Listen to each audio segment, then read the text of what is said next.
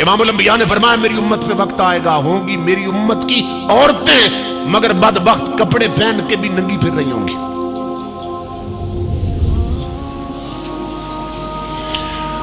اب یہ حدیث پڑھ رہا ہوں اور اس کی میں تشریح کر رہا ہوں، شرح بیان کر رہا ہوں۔ اب ہر ماں بہن بیٹی اپنے آپ کو اس حدیث کی تکڑی پہ تولے،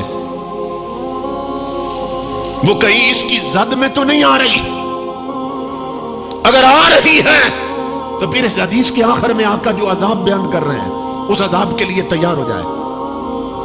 یہ 4 دن کا کھیل ہے، زندگی ختم ہونے والی ہے۔ امام الانبیاء نے فرمایا میری امت کی عورتیں ایک وقت آئے گا کپڑے پہن کے بھی ننگی ہوں گی، اور شارحین حدیث نے لکھا کہ شریعت کی نظر میں عورت کپڑے پہن کر ننگی کیسے ہوتی ہے۔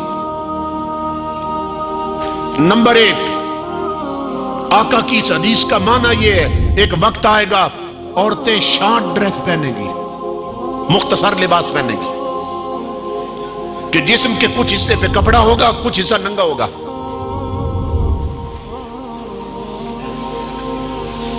حالانکہ عورت اگر نماز پڑھ رہی ہے نا، نماز اپنے گھر میں مصلی پہ نماز پڑھ رہی ہے اور اس کا یہ بازو ننگا ہے تو اس کی نماز نہیں ہوگی۔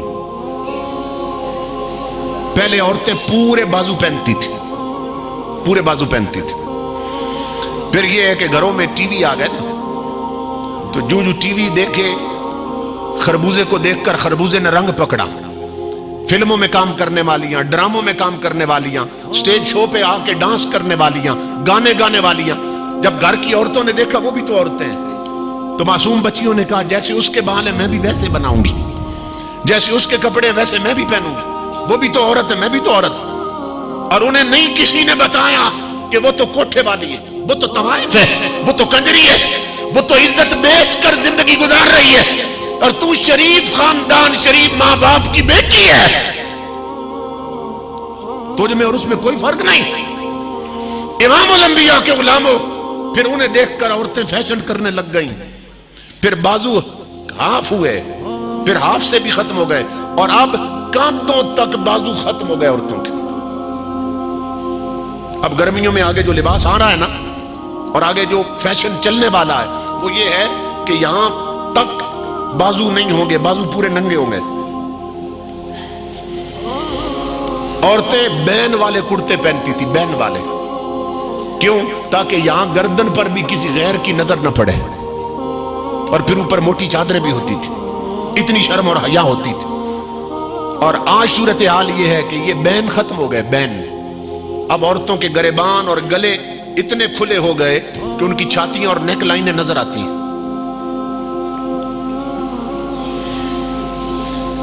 ادھر اوپر سے عورت ننگی ہو گئی، ادھر بازوؤں سے ننگی ہو گئی، ادھر ڈھیلے ڈھالے کرتے ہوتے تھے، کھلے کھلے کپڑے، ٹائٹ لباس پہنا، چانک اتنے اونچے کر دیے کہ پیٹ نظر آنے لگ گئے، کھلی شلواریں ہوتی تھی تاکہ جسم کا جوڑ نظر نہ آنے پائے، اور پھر اس میں بل دیتے تھے،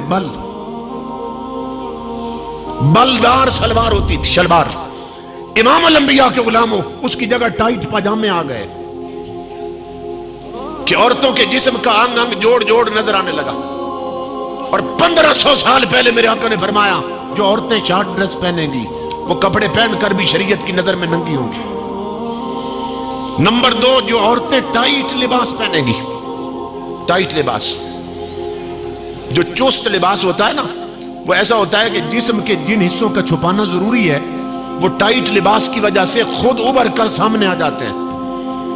تو امام الانبیاء کی شریعت کی نظر میں ٹائٹ لباس پہننے والی عورت کپڑے پہن کر بھی برہنہ ہوتی ہے، ننگی ہوتی ہے۔ شارٹ ڈریس پہننے والی شریعت کی نظر میں کپڑے پہن کر بھی ننگی ہوتی ہے۔ اور تیسری چیز امام الانبیاء نے فرمایا ایک وقت آئے گا عورتوں پہ کہ گرمیوں میں عورتیں پتلا لباس پہنے گی، باریک کپڑے، باریک کپڑے، کہ کپڑا پہنا ہوگا مگر اتنا پتلا اور باریک ہوگا کہ اندر سے عورت کا جسم نظر آ رہا ہوگا۔ اور تمہارے میرے نبی کی شریعت کی نظر میں ایسی عورتیں بھی کپڑے پہن کر ننگی ہوتی ہیں۔ پرسوں کی بات ہے، میں کپڑے والے کی دکان پہ گیا، تو میں نے کپڑے دیکھے تو میں نے کہا یہ تو بہت پتلے ہیں. قمیصیں دکھائی اس نے, پھر شلواریں. میں نے کہا یہ تو بہت پتلے ہیں. اس نے کہا جی آپ کہہ رہے ہیں کہ یہ پتلے ہیں, موٹے چاہیے. وہ کہنے لگا اللہ کی عزت کی قسم, میرے پاس بوڑھی عورتیں, جوان عورتیں وہ آتی ہیں, وہ کہتی ہیں کہ اس سے بھی پتلی شلواریں چاہیے ہمیں. یہ تو نے باری اور موٹا کپڑا رکھا ہوا ہے. وہ کہتا ہے اس حد تک شرم حیا غیرت مر چکی ہے عورتوں میں اور بوڑھیوں میں, اور جوان بچی